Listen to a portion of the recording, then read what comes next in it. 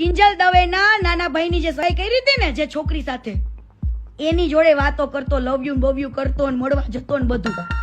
એક તો કિંજલ દવે આને ભાઈ માને છે, આટલું રાખે છે બરાબર, અને આવડો આ એની જ ભાઈની ભાભી હારે લવ યુ દીકુ પીકુ કરતો તો, મળવા જતો તો. અને આજ મોટી વાત તો કહેવાની ભૂલી ગઈ, મોટી વાત તો હું કહેવાની ભૂલી ગઈ.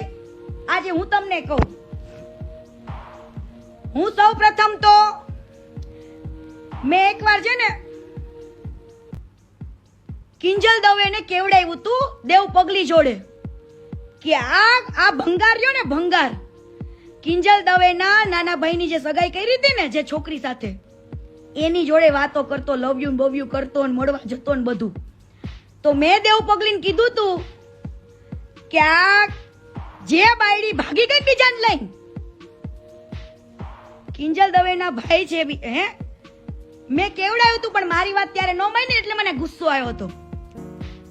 એટલા માટે મેં કીધું કે જ્યારે કીર્તિ પટેલ બોલતી હતી, જ્યારે કિંજલ દવેની સગાઈ તૂટી ત્યારે મેં લાઈવ કર્યું હતું ને, એનું કારણ આ હતું કે મેં કેવડાવ્યું તું કે ભાઈ આવું આવું છે, ધ્યાન રાખજો કે આવું આ વ્યક્તિ આની હારે ચાલુ છે અને તમારું જ્ઞાન ન ડૂબે.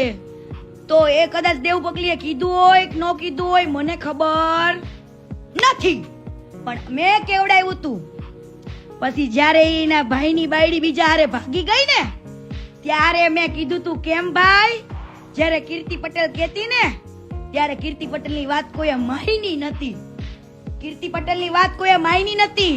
કિંજલ દવે હારે મને કોઈ દી પ્રોબ્લેમ નથી, પણ પ્રોબ્લેમ કિંજલ દવે તમે માણસ ઓળખવામાં ભૂલ કરો છો ને, હે ન્યા પ્રોબ્લેમ છે. તમે એવા માણસોને ભાઈ કયો છો જેને તમારા ભાઈના ઘરમાં જ નજર નાખી હતી, હે? અને સમજો ખોટી બોલતી હોય ને તો ઓલી કદાચ ભાગી ગઈ હોય ને કદાચ તમારો સંબંધ હોય કે ન હોય, પવન જીજુ હારે, પવન ભાઈ હારે સોરી, એમને પૂછી લેવું અને દીકરીનો કોન્ટેક્ટ કરવો અને પૂછવું કે આ ભંગાર આવા મેસેજીસ કરતો તો, મળવા જતો તો, આવું બધું પૂછી લેવું.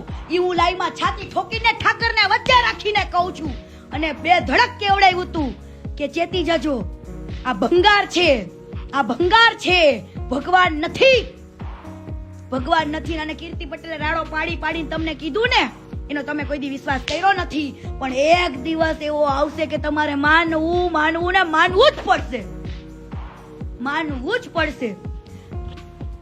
તમને એમ હશે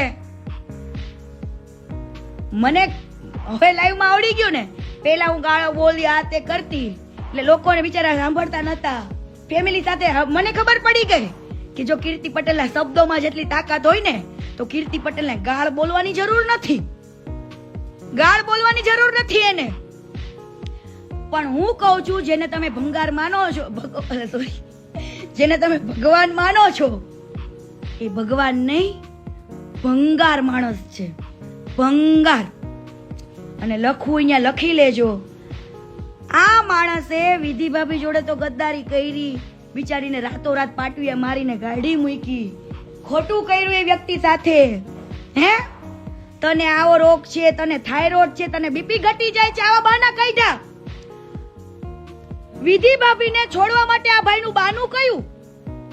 જે માણસ આટલી બધી મોટી સેવા કરતો હોય, ઈ કદાચ એની બાયડીને કેન્સર હોય ને તોય સેવા કરી લે ને, એને ભાઈડો કહેવાય, મરદ કહેવાય ને, સાચો પ્રેમ કર્યો કહેવાય. જે માણસ એની બાયડીને એમ કે તને લો બીપી ઘટી જાય છે, તને કદાચ ડાયાબિટીસ છે, તને થાઇરોઇડ છે, આવું કહીને બચારીને કાઢી મૂકી, આ ભંગારે એને કાઢી મૂકી. અને એને નિહાકા તો લાગશે, લાગશે ને લાગશે. લખી લેજે ભંગાર, તું લખી લેજે ને. હવે તારા કરતું ભરાઈ ગયા છે, કાલે હું બીજા ટોપિક સાથે આવીશ અને બધું કહીશ. ભંગાર યાદ રાખજે, હજુ મારી ટોપિક તો બાકી છે આખો, ઈ પ્રૂફ સાથે આવશે, પ્રૂફ સાથે આવશે અને પ્રૂફ સાથે આવશે. ભંગાર. બીજી વસ્તુ, માની લ્યો કે આ વ્યક્તિ એવું કે આ વ્યક્તિનું અમેરિકામાંથી લાઈવ થયું હતું, યાદ છે કોઈને? લોકોને ખબર ન પડી.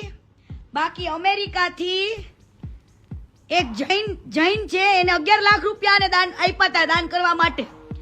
જે લાઈવ પનોડી અને બધાએ કર્યું હતું, કોઈ ધ્યાન ના દીધું એ લાઈવ ને. જે વ્યક્તિએ દાન આપ્યા હતા 11 લાખ રૂપિયા, એ વ્યક્તિએ લાઈવ કર્યું પણ પબ્લિકે ધ્યાન ન દીધું. કેમ ભાઈ? ત્યારે એટલો વિડીયો વાયરલ ન થયો હે, ત્યારે મેં કીધું તું. કેમ ભાઈ? અને જેટલા સમજો કીર્તિ પટેલ મળી ને એને મેં એક ચેલેન્જ તો આપી હતી, કીધું તું વેટ એન્ડ વોચ. રાજો, વેટ એન્ડ વોચ. બધાની આંખો આજ નહીં તો કાલ ખુલશે ને ખુલશે.